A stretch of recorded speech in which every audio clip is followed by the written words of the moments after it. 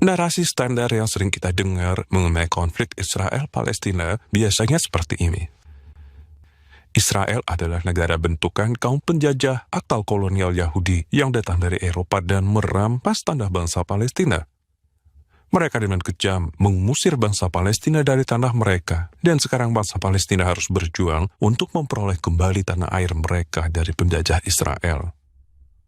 Dari narasi itu kemudian muncul slogan, "From the rivers to the sea, Palestine will be free." Itulah narasi standar yang mengadopsi pola pemikiran Marxis, yaitu melihat persoalan dari konflik perjuangan antar kelas, di mana kaum tertindas berjuang melawan kaum penindas. Narasi Marxis dalam konteks ini menempatkan Israel sebagai bangsa penindas yang harus selalu dimusuhi, dan Palestina sebagai bangsa tertindas yang harus selalu dibela. Tidak perlu heran jika apapun yang dilakukan Israel selalu dianggap salah. Sebaliknya, apapun yang dilakukan Palestina selalu didukung dan dibenarkan. Tapi benarkah Israel adalah bangsa penjajah yang merebut tanah bangsa Palestina? Fakta historis justru menunjukkan sebaliknya. Di tanah tersebut, lebih dari 3.500 tahun yang lalu, bangsa Yahudi sudah menetap di sana. Temuan arkeologis dan bukti-bukti tertulis menunjukkan bahwa bangsa Yahudi sudah tinggal di wilayah tersebut kurang lebih sejak abad 15 sebelum Masehi, yaitu ketika Musa memimpin bangsa Yahudi keluar dari tanah Mesir menuju tanah yang saat itu dikuasai oleh bangsa Kanaan.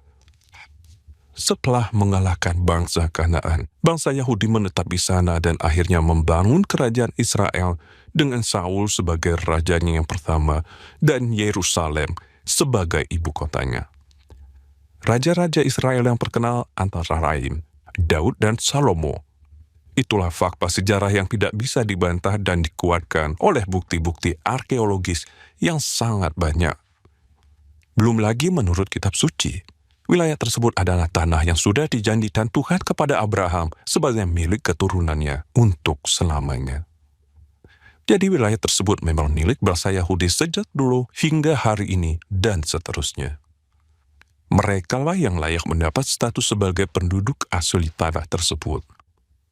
Dalam perjalanan sejarahnya, berkali-kali bangsa lain berupaya menaklukkan dan menguasai wilayah tersebut, seperti misalnya bangsa Babel, bangsa Yunani, dan juga bangsa Romawi. Tapi itu semua tidak pernah membatalkan fakta bahwa pemilik sesungguhnya dari wilayah tersebut adalah bangsa Yahudi.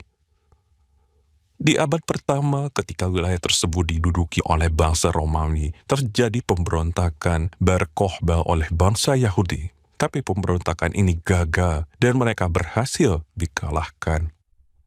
Akibatnya bangsa Yahudi diusir dari tanah mereka, dan wilayah tersebut diganti namanya oleh bangsa Romawi menjadi Syria Palestina.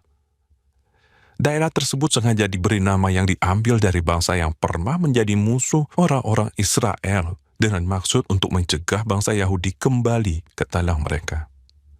Apakah pengusiran bangsa Yahudi dari tanahnya ini menghapuskan status kepemilikan mereka? Tentu saja tidak. Apa yang sudah diputuskan Tuhan dan tertulis dalam kitab suci tidak dapat diubah oleh manusia. Sejarah menunjukkan bahwa pada sekitar abad 6 sebelum Masehi, bangsa Yahudi juga pernah ditaklukkan musuhnya dan dibuang ke Babel. Namun beberapa puluh tahun kemudian, mereka pulang kembali. Di abad pertama, meski sebagian besar bangsa Yahudi terusir dari tanah mereka sendiri, sebagian kecil komunitas Yahudi masih ada yang tetap tinggal dan bertahan di wilayah tersebut. Jadi wilayah tersebut tidak pernah ditinggalkan sepenuhnya oleh bangsa Yahudi. Selanjutnya, selama beberapa abad, wilayah Syria Palestina menjadi bagian dari wilayah Kekaisaran Romawi dan Bizantium.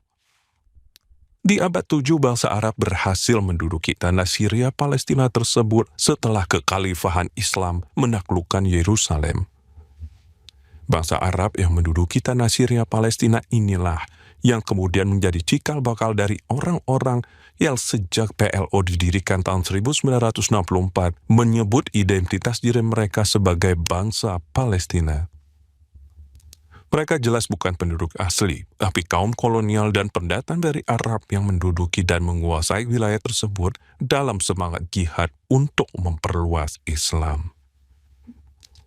Jadi kalau sekarang muncul narasi bahwa Israel adalah kaum penjajah atau kolonial yang menduduki wilayah milik bangsa Palestina, itu adalah pemutarbalikan fakta. Penduduk asli tanah tersebut adalah bangsa Yahudi yang setelah terbuang selama nyaris 2000 tahun, di abad 20 mereka datang kembali ke tanah air mereka sendiri. Juga perlu dicatat, bangsa Yahudi tidak datang kembali dan merebut tanah-tanah yang dikuasai orang Palestina begitu saja. Mereka mendapatkan kembali tanah-tanah tersebut melalui transaksi jual beli yang sah. Sementara itu, mereka yang sekarang menyebut diri sebagai bangsa Palestina sebenarnya hanyalah kaum pendatang dari Arab yang menduduki wilayah tersebut sejak abad 7. Jadi sebenarnya orang-orang Palestina itulah kaum penjajah yang sesungguhnya. Kesimpulannya, mereka yang mendukung keberadaan negara Israel berarti mendukung bangsa Yahudi untuk memiliki negara merdeka di tanah milik mereka sendiri.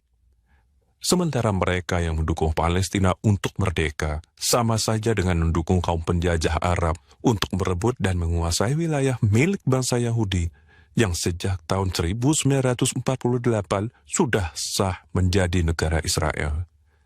Dengan kata lain, mendukung Palestina sama artinya dengan mendukung kolonialisme. Terima kasih atas perhatian Anda. Viva Christore.